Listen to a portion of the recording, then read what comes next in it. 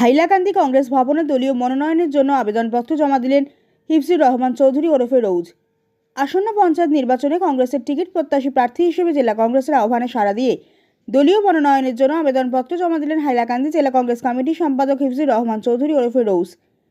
তিনি নারায়ণপুর বন্দুকমারা জেলা পরিষদ আসন থেকে প্রতিদ্বন্দ্বিতা করার প্রস্তুতি নিচ্ছেন। মঙ্গলবার দুপুরে হাইলাকান্দি কংগ্রেস ভবনে জেলা কংগ্রেস সাধারণ সম্পাদক নজরুল ইসলাম লস্করের হাতে নিজের বায়োডাটা সহ আবেদনপত্র জমা দেন হিফজুর।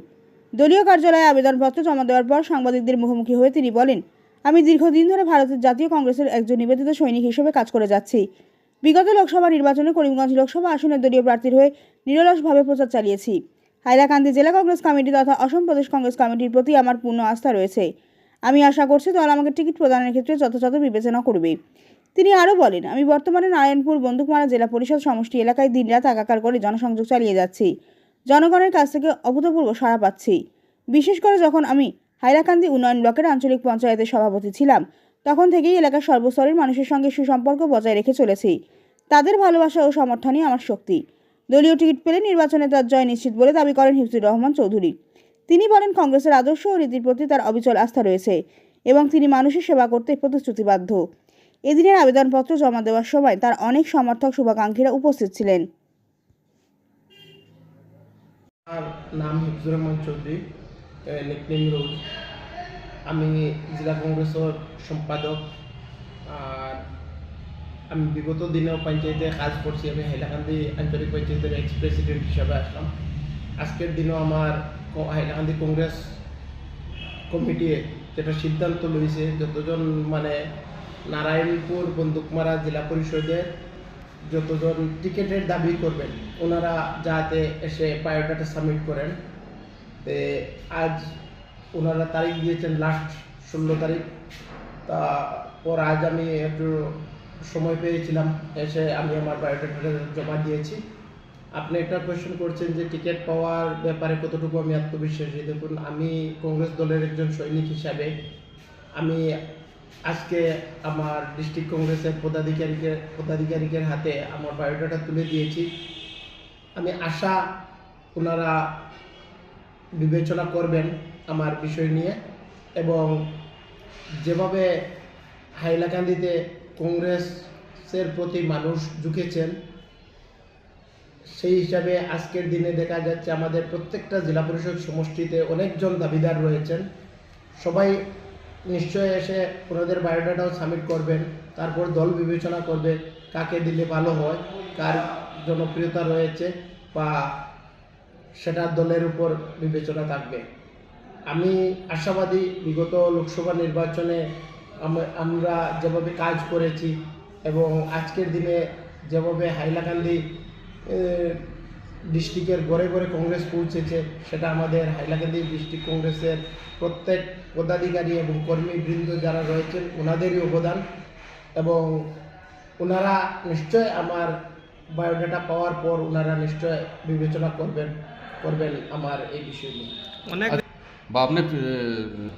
দেখুন, আজকের যেটা আমার নারায়ণপুর বন্দুকমারা জেলা পরিষদ সমষ্টি যেটা হয়েছে নতুন ডেলিমিটেশন হওয়ার পর, সেই সমষ্টিটা হচ্ছে টোটালি আমার হাইলাকান্দি যে ব্লক যেটা রয়েছিল পুরাতন ব্লক, সেই ব্লকটা কাভারেজ করেই এই সমষ্টিটা হয়েছে। সেই সমষ্টির আমি বিগত দিনে হাইলাকান্দি আঞ্চলিক পঞ্চায়েতের প্রেসিডেন্ট থাকা অবস্থায় সবার সাথে আমার অনেক ভালো যোগাযোগ রয়েছে মানুষের সাথে। আমি তখন তো জানতামও না যে আমার এই সমষ্টিটা হবে। তখন তো আমি বাটিকবাগ বলিবার জেলা পরিষদ সমষ্টির প্রার্থী হওয়ার চিন্তা ছিল। তারপরও ওইসব জায়গার এলাকার মানুষের সাথে আমার গভীর সংযোগ রয়েছে। অনেক যতজন গ্রুপ মেম্বার রয়েছেন, এপি রয়েছেন, প্রেসিডেন্ট রয়েছেন, সবার সাথে তো কাজ করেছি এবং অনেক দিন থেকে মানুষদের সাথে যোগাযোগ করছি। ওনারা ভালো সাড়া দিচ্ছেন। সবার একটি কথা যে কংগ্রেসের টিকিটটা আপনি নিয়ে আসেন, তারপর আমরা আরও বিবেচনা করব। দেখুন, বর্তমান অবস্থায় তো আমার দলীয় টিকিট না পাওয়ার কোনো চান্সই নেই। আর সেটা বিষয় নিয়ে আপাতত আমি কোনো কমেন্ট করতে চাচ্ছি না, কিন্তু আমি 100% আশাবাদী যেহেতু আমি লোকসভা নির্বাচনে ও আমি বাটির ও বলিপাড় জেলা পরিষদের যেটা আমাদের 11টা জোনে বিভক্ত করা হয়েছিল ক্যাম্পেইন কমিটি, সেই ক্যাম্পেইন কমিটিরও কনভেনার হিসাবে আমি ছিলাম, আর ডিস্ট্রিক্ট কংগ্রেসের সম্পাদক হিসাবেও আছি বিগত অনেক দিন থেকে। যে সময় কংগ্রেসের এই কংগ্রেস অফিসে মানুষ আসতেন না, সেই সময় থেকেও আমি এই দলের সাথে জড়িত।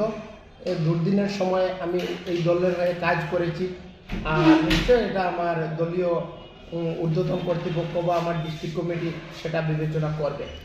কংগ্রেস একটি অনেক বড় একটি দল, সর্বভারতীয় পর্যায়ের একটি দল।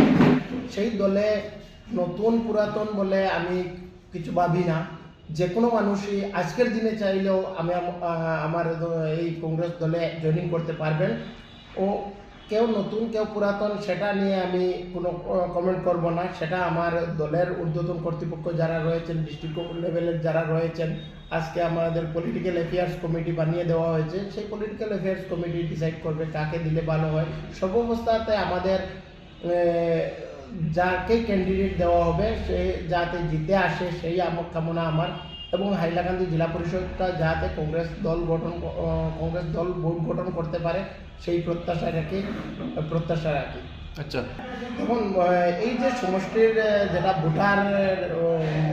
ভোটার জনবিন্যাস যেটা রয়েছে, সেখানে মিত্রজোটের মানে প্রার্থী জেতার কোনো প্রশ্নই উঠে না।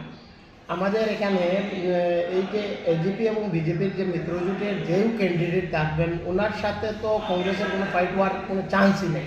এখানে 100% নারায়ণপুর বন্দুকমারা জেলা পরিষদে কংগ্রেসের প্রার্থী জিতবেন, সেটা কনফার্ম। এখানে কোনো মানে সেকেন্ড পজিশন থাকবে, কিন্তু ডিফারেন্সটা অনেক বেশি থাকবে। এখানে প্রায় 66,000 পপুলেশন রয়েছে, হয়তো হার্ডলি 3 থেকে 4 হাজারের ভিতরে থাকবে মিত্রজোটের প্রার্থী।